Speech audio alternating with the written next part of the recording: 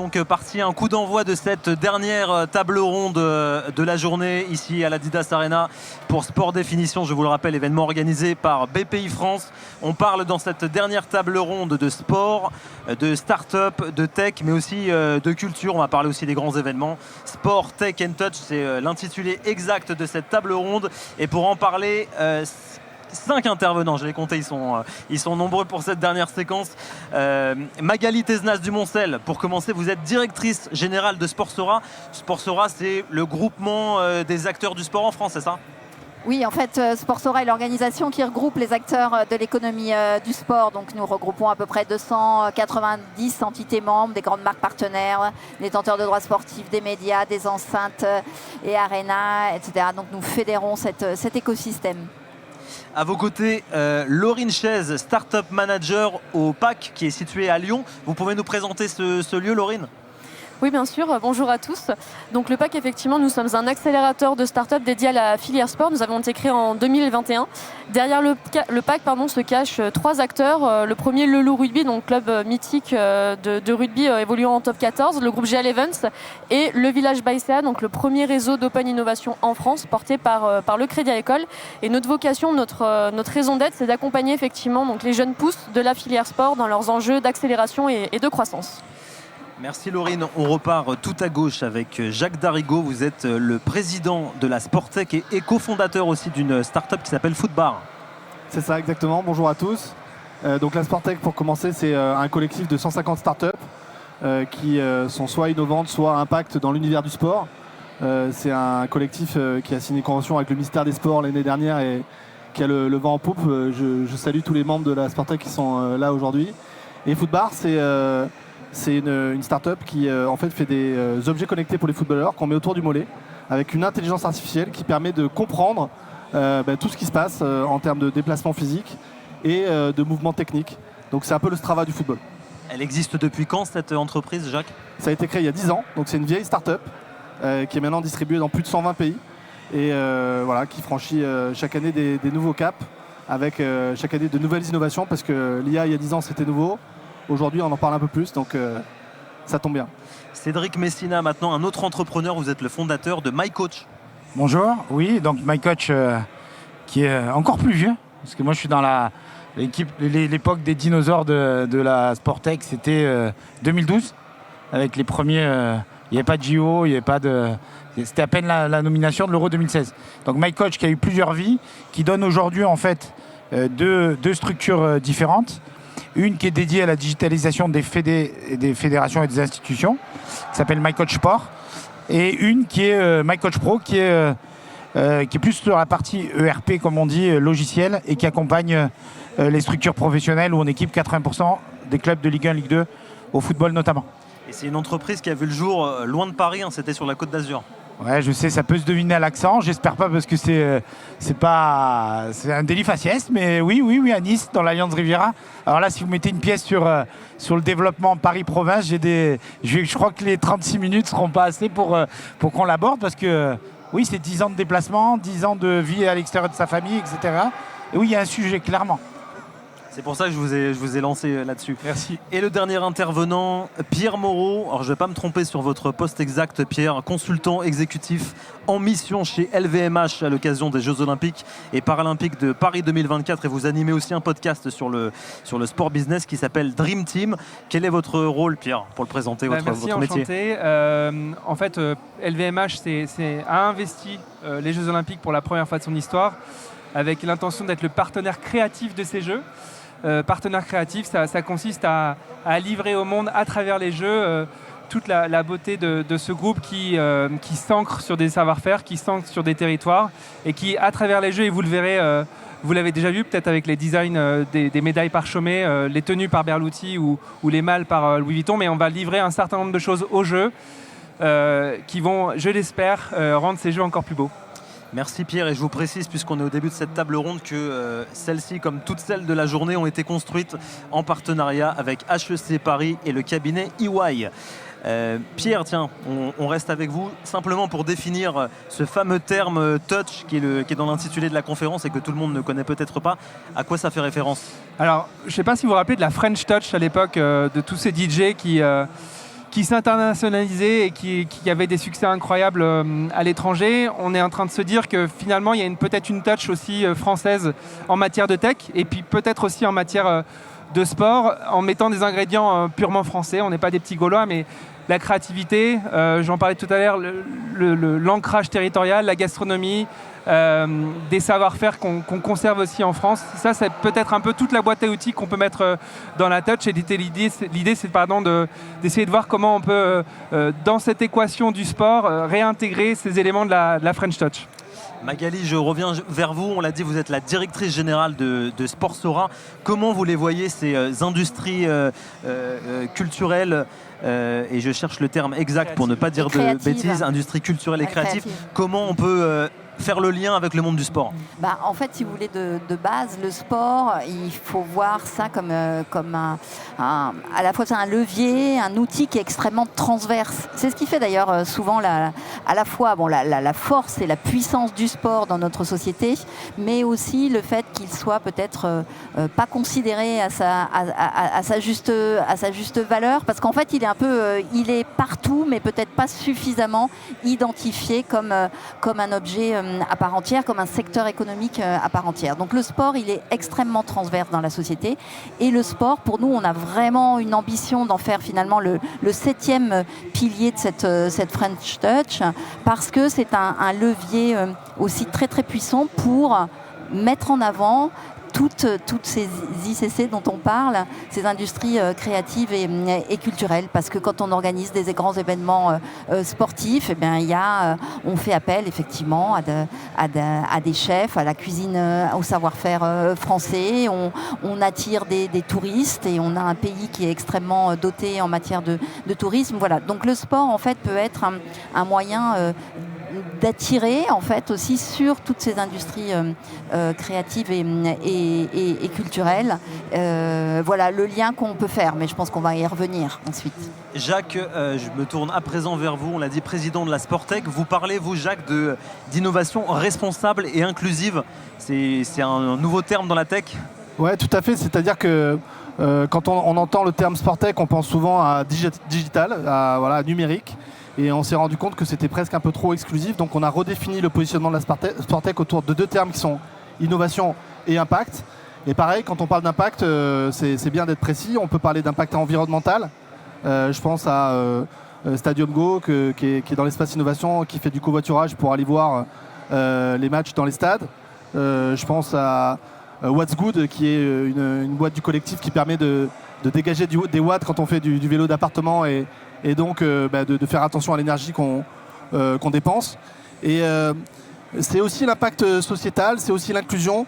Je donne 2-3 exemples. On a une société qui s'appelle Touch2See, dont on parle beaucoup, qui permet aux malvoyants, dans les stades de foot et bientôt dans les stades de rugby et de basket, puisqu'on est dans une enceinte de basket aujourd'hui, de suivre le match sur une tablette avec un ballon en caoutchouc qui suit l'évolution du jeu.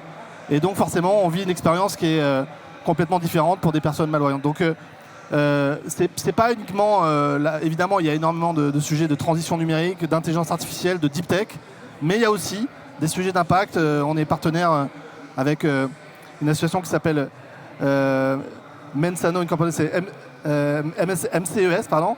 C'est des sujets pour dire à l'école aujourd'hui il n'y a pas assez de sport, et donc on se positionne vis-à-vis de l'ANS pour aller chercher des subventions et permettre aux enfants, grâce à l'innovation, de faire, au lieu de faire 2 ou 3 heures de sport par semaine, d'en faire demain 10 heures, et donc de lutter contre ce fléau qui est la sédentarité.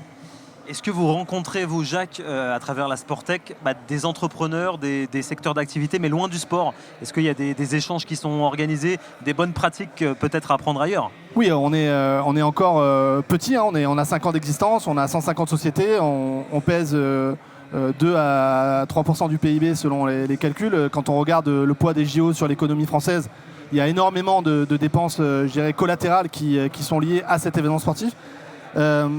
Mais quand on regarde nos homologues australiens, ils sont 750 et ils pèsent 10% des investissements dans la tech. Donc on a encore du chemin à parcourir pour ce fameux concept dont on a parlé, j'ai l'impression, toute la journée, qui est ce concept de nation sportive. Et la brique innovation dans la création de cette nation sportive est absolument incontournable. Parce que grâce à l'innovation, à la gamification, on va rendre beaucoup plus ludique l'accès au sport. Et notamment, je pense à nos jeunes ou à nos seniors, leur redonner un petit peu l'envie de se bouger, quoi. Ça me permet de faire la transition, Cédric, sur la structuration du marché. On a l'impression que la Sportec parfois manque de visibilité, de lisibilité. Et vous vouliez insister sur cette structuration que le marché a besoin. En fait, c'est moi qui ai le message négatif. Non, non, c'est pas une question de message négatif. Je crois qu'avec l'histoire qu'on a tous, et je vois les anciens comme Sport Easy et d'autres avec qui on se connaît depuis un moment, non, je crois que le marché, on va pas faire un cours d'économie, mais vous avez, au départ, c'est un Eldorado où ça part dans tous les sens clairement, et on n'a pas le modèle économique en tête comme la ligne d'arrivée. Et aujourd'hui, nous tous, 10 ans après, clairement, c'est la notion de marché et non plus de besoin qui est le régulateur en fait de votre activité économique, de votre entreprise, de votre start-up. Et aujourd'hui, ce marché-là commence à devenir hyper clair. C'est-à-dire qu'on se rend compte que c'est le chiffre d'affaires qui dicte aussi la valorisation, c'est la rentabilité, et c'est des notions qu'il n'y avait peut-être pas à l'époque et qui sont une mécanique clairement de groupe. Et c'est comme ça que chez MyCoach, où on est parti parfois, alors ce qu'on appelle dans pas mal de directions, puisqu'au départ on est une application pour les entraîneurs de foot qui est devenue MyCoach FFF, donc on s'est adressé au Fédé. Et à un moment, la question s'est posée de se dire, voilà, qu'est-ce qu'on devient ? L'honnêteté qui d'entrepreneurs, c'est aussi de se dire, on a mis un bémol sur notre développement auprès des fédés, non pas parce qu'il n'y a pas des besoins affichés, mais parce que la valorisation en fait, des actifs, des apps, ne permettait pas d'avoir un modèle à l'équilibre, à contrario en fait, de la plateforme MyCoach Pro, où là vous avez un marché autour de la data sportive qui intègre l'ensemble des données d'une structure professionnelle, où vous avez un besoin qui est très visible. Et en fait, dans tous les domaines, on pourrait avoir une photographie en fait et donner déjà, si vous voulez, la vision de ce que sera la plateforme de demain. Maintenant, heureusement qu'il y a la Sportec, Sportsora et autres pour militer, et je pense qu'on ne le fait même pas assez, parce que je me suis retrouvé parfois au cabinet d'une ministre, pas celle-là, mais la précédente, où je leur expliquais l'intérêt de la data en leur disant, vous savez, ce qui va se passer, c'est qu'en 2030, si c'est Strava ou Amazon Sport par exemple, il n'y aura plus de Babola. Puisque derrière, avec un coup de clic, vous aurez votre joueur de tennis qui sera chez un opérateur étranger et qui achètera une raquette en fait d'un concurrent qui sera partenaire d'Amazon. Et tout ça, en fait, on ne s'en rend pas compte, mais c'est ce qui s'est passé dans l'e-commerce il y a 20 ans. Et à nous, en fait, de faire valoir à travers cette expérience et de la communication que le marché, la vision de ce marché-là, il ne faut pas se tromper, et il a une réelle importance sur l'économie du sport de demain. Pierre, vous aviez défini tout à l'heure le fameux mot touch et les industries culturelles et créatives. Et dans cet atout que vous vouliez mentionner, vous vouliez mettre en avant des entreprises françaises dans la gastronomie, dans la culture. Il y en a certaines qui sortent du lot selon vous. Alors j'ai eu la lourde tâche de devoir définir ce truc, qui est complètement difficile à définir. Mais en fait, on a réussi à construire par le passé des boîtes avec des IP, des marques très très fortes. On peut citer évidemment le groupe LVMH, Kering. On peut citer aussi des grandes marques dans le monde de la gastronomie, dans le monde du gaming avec Ubisoft. Mais on s'est aussi dit dans le groupe de réflexion, c'est qu'on a des actifs, on a des atouts en France. On a la chance de pouvoir surfer sur un peu 4 types de tourisme, notamment tourisme vert, tourisme blanc, tourisme bleu, et puis le tourisme urbain. Et ça, c'est des ancrages, des actifs sur lesquels on peut bâtir des nouvelles IP, des nouvelles marques. Et on l'a vu avec l'UTMB qui a investi le monde du trail et de la montagne. On l'a vu avec le FIS qui a investi le monde des sports urbains et des action sports. Et donc, il y a peut-être nécessité, pas nécessité, mais on est capable, en s'ancrant sur ces actifs que la France nous met à disposition, de recréer des nouvelles IP. Là, on a vu récemment la Kings League en football. On a vu le MMA se développer beaucoup en France, à l'international, mais en France, des nouvelles ligues. Donc, des nouvelles IP sont créables. On peut créer des nouvelles IP, mais on peut le faire d'autant plus parce qu'on dispose en France d'actifs. Et je rebondis un peu sur certaines boîtes qu'a pu citer Jacques. On a des boîtes, dans la Sportec notamment, qui permettent à des collectivités, à des porteurs de projets de s'appuyer sur des technos qui vont leur permettre de passer un cap. Je pense à Sportium sur le sur la location d'appartements pour des fans de sport. Je pense aussi à des collectivités locales ou des porteurs de projets qui veulent créer une course. Aujourd'hui, ils peuvent faire appel à Miles Republic pour avoir un peu toute la boîte à outils pour créer une course qui va du ticketing à l'organisation de l'événement. On est en train de construire tout un tas d'outils qui permettraient sans doute demain de créer des nouvelles IP du sport en se basant sur nos atouts. Je parlais tout à l'heure de manque de lisibilité du marché. Laurine, vous vouliez nous partager quelques chiffres, notamment au niveau du chiffre d'affaires des startups que vous abritez au PAC à Lyon. Oui, effectivement, nous, que ce soit le PAC ou plus globalement le Village by Serre, on a un rôle de faciliter, on va dire, l'émergence de ces nouvelles entreprises et de leur faciliter que soit l'accès au marché, on va dire, les enjeux qu'il y a autour de la structuration de leur croissance. Le réseau des Villages by Serre, il a aujourd'hui 10 ans, donc on a un petit peu de recul maintenant sur l'accompagnement de ces entreprises. Effectivement, pour nous, l'enjeu, c'est de les accompagner sur du résultat financier, d'où l'intérêt de l'évolution du chiffre d'affaires. En moyenne, les entreprises qui intègrent des accélérateurs ou des incubateurs, c'est 2,5 fois plus de chiffre d'affaires sur leur période d'accompagnement. Mais ça va bien au-delà. L'idée, effectivement, c'est qu'il y a le résultat financier, mais il y a aussi l'extra-financier. On a un rôle d'ancrage sur le territoire et d'utilité au territoire. On parlait un peu de la compétition entre le Paris et la province. C'est aussi ça l'idée, c'est de conserver les innovations sur les territoires et que ça puisse nourrir le territoire. D'où l'enjeu aussi d'être créateur d'emplois, que ces startups, ces entreprises soient aussi créatrices d'emplois sur le bassin. Et effectivement, il y a forcément l'enjeu des levées de fonds où l'idée, c'est de les accompagner pour financer leur croissance et de les accompagner sur aller chercher des fonds auprès d'investisseurs. Après, effectivement, il y a aussi la question du modèle de rentabilité de ces startups. Effectivement, pour que la startup soit rentable, on les accompagne sur un POC, donc une preuve de concept pour les accompagner sur accéder au marché, valider leur offre, leur business model, et ensuite, effectivement, avoir une croissance qui nous paraît plutôt saine pour ensuite, effectivement, aller chercher des leviers de rentabilité et aller chercher, pourquoi pas, une croissance à l'international. On parle encore de chiffres avec vous, Jacques. Vous aviez peut-être des chiffres à donner autour de l'étude annuelle sur la Sportec, qui seront là encore très concrets pour les gens qui nous écoutent. Alors c'est une avant-première parce qu'on a un événement mardi prochain, donc j'en profite pour faire un petit teasing. Mardi prochain à 8h30 dans le 13e arrondissement, dans les locaux de la BPCE, on organise chaque année le lancement de notre étude qui est organisée avec Deloitte cette année. Donc en avant-première, je vais vous donner un seul chiffre, sinon vous ne viendrez pas mardi prochain. Vous êtes tous invités. Hein. C'est plus 25%. Plus 25%, c'est le volume d'investissement en plus en France en 2023 en termes de levée de fonds pour la Sportec. Pourquoi c'est bien ? Parce qu'en fait, le chiffre au niveau mondial, il est négatif. En 2023, il y a eu, vous le savez, pour des raisons principalement macroéconomiques, un déclin dans les investissements. Et la France fait mieux que résister. La France progresse. Donc ça, c'est une bonne nouvelle. La deuxième bonne nouvelle, on est aujourd'hui sur un événement BPI.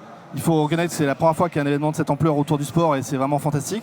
Mais en plus de ça, on a eu la confirmation à Vivatech que la BPI lançait un accélérateur pour 25 startups de l'univers Sportec. Ça veut dire quoi un accélérateur ? C'est-à-dire qu'on prend des boîtes qui font déjà minimum 1 million d'euros de chiffre d'affaires et on les aide pendant 1 an à passer un cap. Pourquoi c'est important ? Parce que le sport, dans la tête de trop de gens, c'est un peu comme le prof de PS à l'école, c'est-à-dire c'est la matière qu'on peut rater. C'est pas ça en fait. C'est une filière économique rentable. Et je vois United Heroes qui est là, je vois Ronan de Miles Republic, anciennement PES, je vois Olibi, je vois plein de sociétés, je vois Sporty Paper, je vois plein de sociétés qui sont en train de croître et qui demain seront des fleurons de l'économie française. Alors évidemment, on parle beaucoup de Sora, qui est notre licorne, mais on n'a pas besoin de 150 licornes.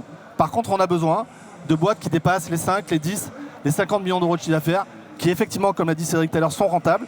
Et grâce à cet accélérateur, grâce à la visibilité de la filière, on commence à y arriver.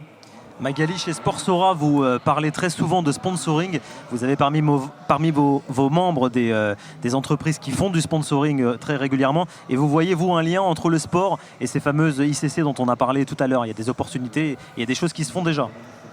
Oui, bien sûr, le sponsoring s'est énormément développé. Hein. Bon, j'enfonce un peu des portes ouvertes, mais jusqu'à il y a quelques années, c'était essentiellement un outil d'affichage de marque. Voilà, travailler sa notoriété, son image de marque, son branding. Aujourd'hui, le sponsoring permet d'adresser des enjeux beaucoup plus larges, beaucoup plus importants. Et pour des marques, effectivement, le sport est un des supports, mais qui est très très souvent associé aussi à d'autres industries culturelles. Je vais prendre là en ce moment, c'est d'actualité. Hein, on est en plein Roland-Garros, BNP Paribas.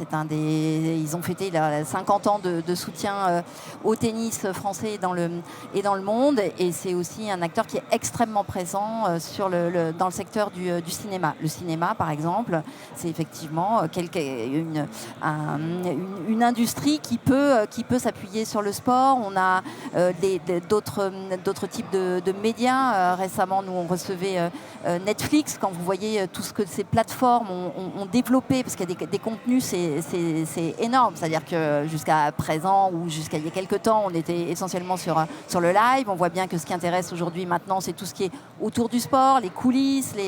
Voilà, quand vous voyez, je le disais ce matin, mais comment Drive to Survive je veux dire, la F1, ils leur doivent une sacrée fière chandelle, hein, parce qu'ils ont complètement renouvelé l'audience. Donc c'est vrai que le sport est un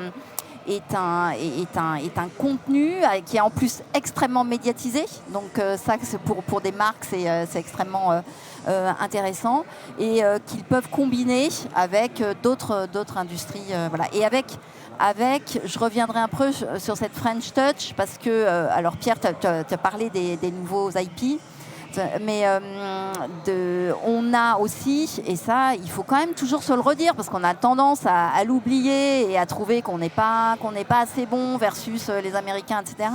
On a Roland-Garros, on a le Tour de France, on a les 24 heures du Mans, on a le Vendée Globe, alors je vais en oublier, j'espère qu'ils ne seront pas là parce que je vais les vexer, mais on a des assets sportifs majeurs, en plus de tous ceux des nouveaux formats, etc., qui arrivent.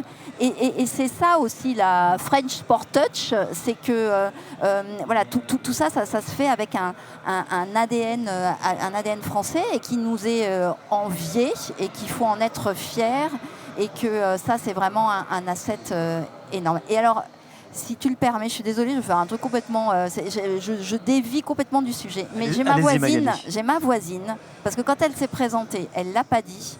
Mais quand même, Laurine, il faut savoir que c'est une joueuse de rugby à 15 de très très haut niveau. Elle joue dans l'équipe du Loup. Et ça, quand même, il faut le dire. Ce matin, on a parlé pas mal de sport féminin, mais les joueuses de rugby à 15... françaises sont d'un très très haut niveau, elles ne sont pas professionnelles, et donc Laurine, elle cumule ce qu'elle vient de vous raconter avec énormément de brio et de talent, avec une carrière de sportif de haut niveau. Donc je sais, comme tu es très modeste, comme souvent les femmes on l'est trop, mais tu le disais pas, mais donc je voulais le dire. Je suis désolée, ça n'a rien à voir avec le truc, mais c'est important. Voilà. Alors maintenant, on reprend la suite. Je ne sais pas comment tu vas te débrouiller pour reprendre le fil. Le chrono défile, donc on arrive sur la dernière partie, le dernier bloc d'échange autour des recommandations. Et on va commencer avec vous, Cédric. Vous souhaiteriez, vous, Cédric, un cadre de collaboration beaucoup plus solide entre tous les acteurs? Oui, c'est surtout que si on veut structurer une filière et un marché, il faut qu'elle soit lisible. Et c'est ce qui est en train d'être le cas. Je crois que tout le monde a été... impressionné par l'organisation aujourd'hui et par le cadre. Maintenant, c'est de se dire comment ça devient le rendez-vous et pas les rendez-vous. C'est-à-dire qu'on parlait tout à l'heure de la province, on parlait de tous les acteurs, et comment on arrive à faire simple. Et parfois, on sait tous que c'est hyper compliqué de faire simple. Et derrière, d'arriver à ce qui est de l'objectivité dans chaque décision. Ça a été une filière qui a été très subjective. Je peux vous donner quelques anecdotes. Hein. Moi, je me souviens, avant le Covid, on dirait que c'était à l'ancien temps. Donc, il y a le concours du ministère où il donnait ça s'appelait le haut patronage du ministère. Donc, on le gagne. Il y avait un financement à gagner, non? Ouais, on le gagne. Le lendemain, il y a un député qui intervient et qui dit bon, ça ne peut pas être une start-up, il en faut 5 pour être en commission à l'Assemblée nationale. Et la fois d'après, on s'est retrouvé à 20, parce que chaque territoire a fait jouer son réseau. Et je me souviens de cette réflexion que j'avais faite en disant, vous savez, si on veut être compétitif, si on parle d'équipe de France, c'est comme si tous les entraîneurs, on disait, bon, ben demain, on n'a qu'à jouer à 30 ou 40. Et malheureusement, l'économie aujourd'hui est faite d'indicateurs, et souvent d'indicateurs par rapport à l'international.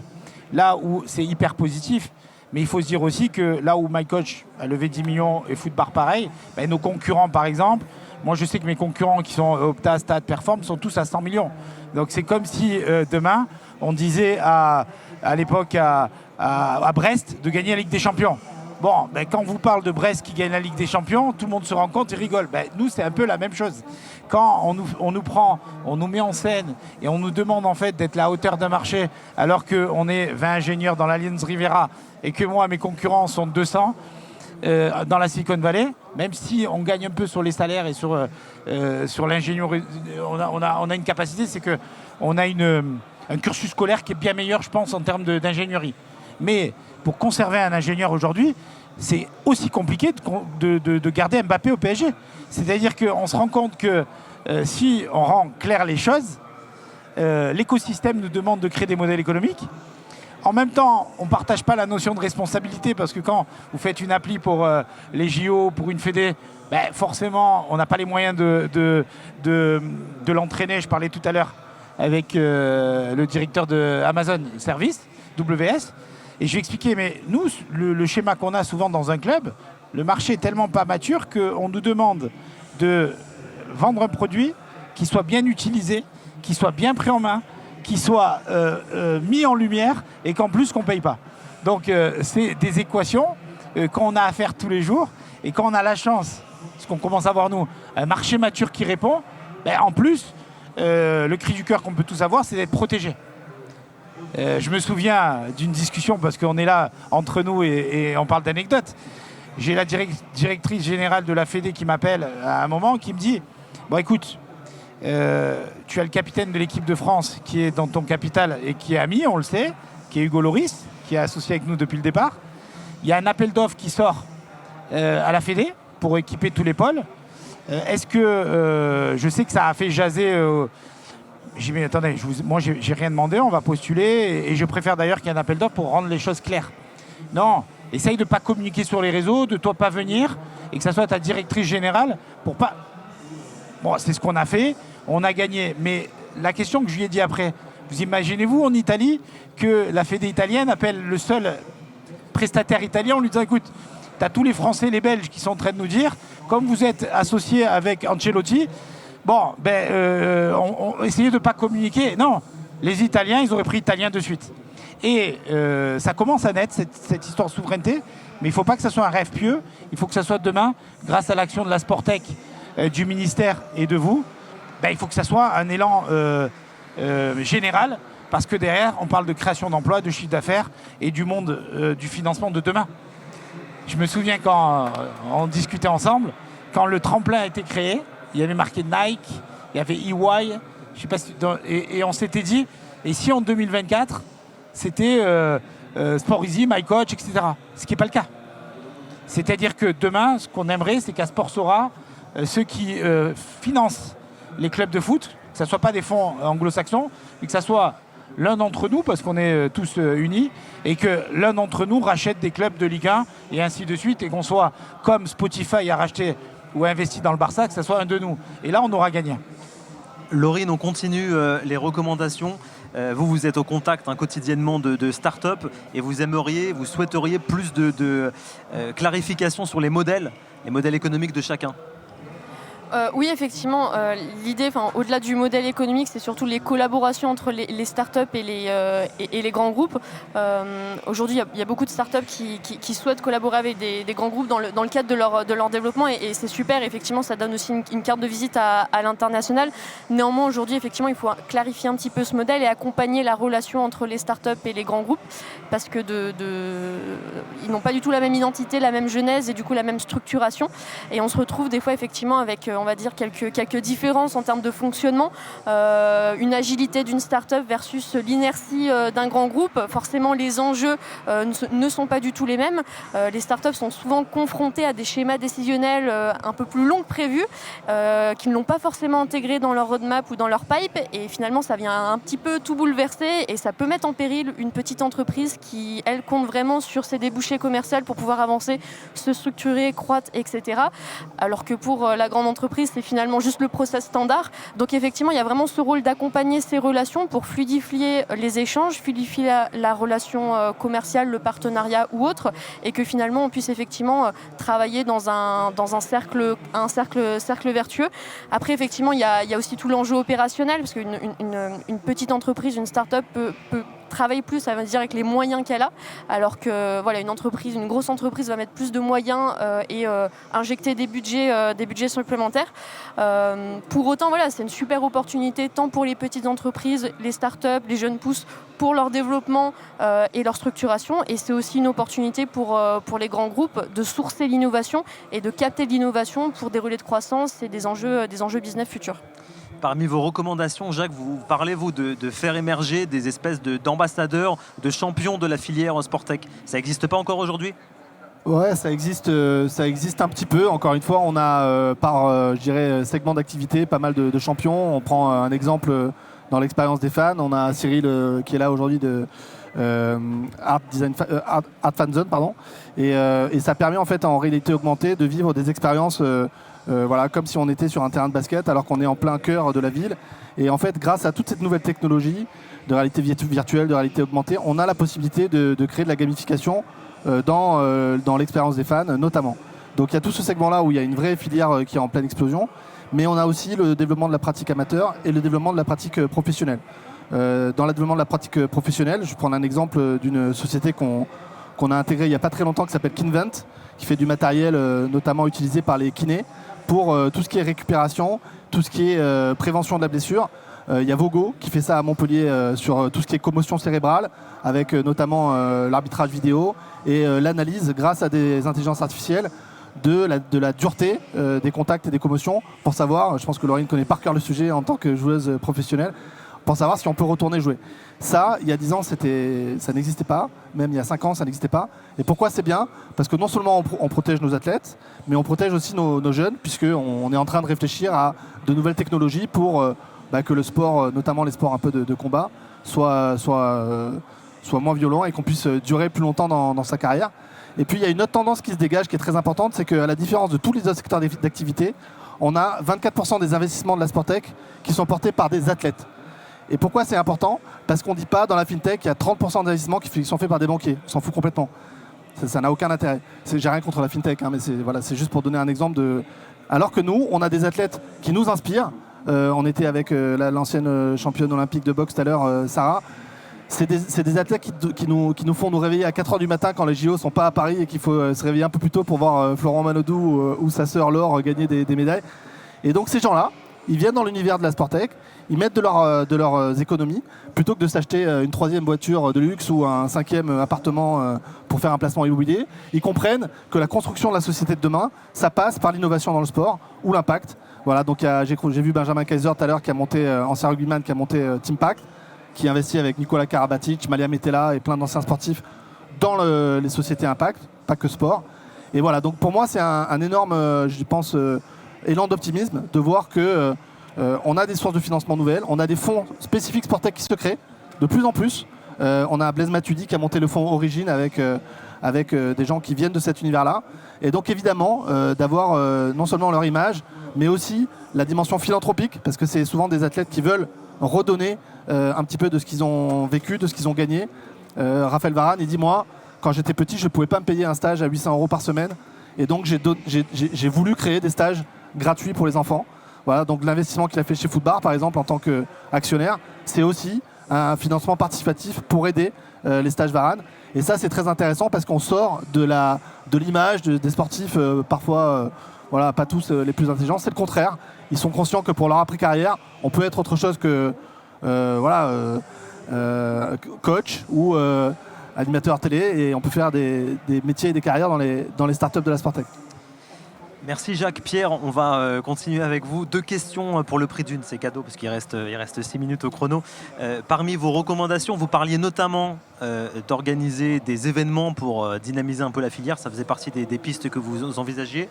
Et la deuxième question, ça sera l'avenir. Après les JO, à quoi ça ressemblera? Quelles sont les perspectives, les tendances de votre point de vue pour la filière sport? Est-ce que je peux me permettre de faire un peu comme Magali, une petite digression? Parce que je voudrais rebondir sur ce qu'ont dit mes camarades, mais qui vont, j'espère, en partie répondre à une de tes questions. C'est que dans les recommandations, on a parlé de souveraineté, on a parlé de financement de la Sportec et des boîtes de la Sportec. Il faut aussi se rendre compte qu'il y a plein de collectivités territoriales, de porteurs de projets locaux, de clubs qui n'ont pas connaissance, qui n'ont pas accès à tout ce que vous avez mis en place. Une des recommandations dont on a parlé dans notre groupe de réflexion, c'est-à-dire comment la force publique, la BPI, le ministère des Sports, pourrait peut-être un peu sur les cendres du Bisport, on a tous connu Bisport, permettre à ces présences locales, ces acteurs locaux, ces boîtes locales, d'accéder à une espèce de boîte à outils. Dans cette boîte à outils, on aurait du Sport Easy, on aurait du Miles Republic si on veut créer une course locale, on aurait tout un tas de boîtes qui te permettent, toi, petit IP local, petit club local ou pas petit, d'accéder à un certain nombre d'outils sans avoir parce que t'as pas la bande passante. C'est associatif, c'est bénévole, mais par contre, tu as des collectivités qui arrivent à lever de l'argent auprès de partenaires locaux. Et en fait, avec tout ce que les boîtes de la Sportec ont été capables de créer, avec la force publique qui est aujourd'hui représentée par BPI France, le ministère des Sports, il y a peut-être moyen, je sais pas, c'est un doux rêve, d'aider et de faire ce go-between entre des porteurs de projets locaux qui soient associatifs, fédéraux, institutionnels, politiques, et ces gens qui permettent, ces boîtes qui permettent d'avoir les bons outils assez plug and play pour faire grossir des IP, pour faire des événements, pour accueillir des gens, etc. Donc ça, c'était une reco assez forte. La Sportec organise de plus en plus d'événements pour évangéliser, beaucoup à Paris, de plus en plus un peu partout. On voit aussi qu'à Marseille, il y a des bassins en fait, régionaux qui sont en train de se créer, et tant mieux. Mais je pense que pour revenir sur le sujet de souveraineté, ça doit être une injonction et une aide de l'État, du gouvernement, d'aider son propre tissu économique à mettre en relation les partenaires, les stakeholders locaux avec ces boîtes-là. Il nous reste très peu de temps. On va reprendre par vous, Jacques, pour aller jusqu'à Cédric, sur l'avenir de la filière. Comment vous voyez l'après-JO? Est-ce qu'il y a des bonnes perspectives selon vous? Parce que vous avez aussi accès à beaucoup de chiffres. Non, j'ai entendu un exemple qui m'a beaucoup plu tout à l'heure sur les JO de Londres, où les Anglais ont fait une razzia de médailles en 2012. Et il y a eu 10 ans d'euphorie sportive dans le pays à tous les niveaux. C'est ce que je nous souhaite, c'est-à-dire que moi je vois les JO de Paris comme avec les yeux d'un enfant émerveillé, parce que j'ai deux garçons qui vont regarder à la télé, qui vont peut-être voir quelques épreuves. Et je sais que c'est extrêmement inspirant pour tout le pays, pour toute notre jeunesse. Et donc la brique innovation, moi j'y crois parce que c'est mon quotidien depuis quelques années.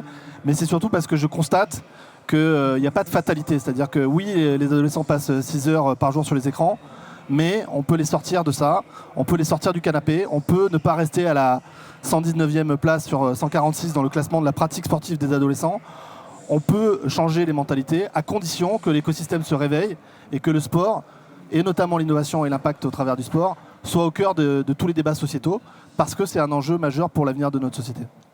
Même question pour vous, Magali, qui est au contact d'acteurs de premier plan dans le monde du sport. Comment vous voyez l'avenir, tout simplement? L'avenir, très très bien.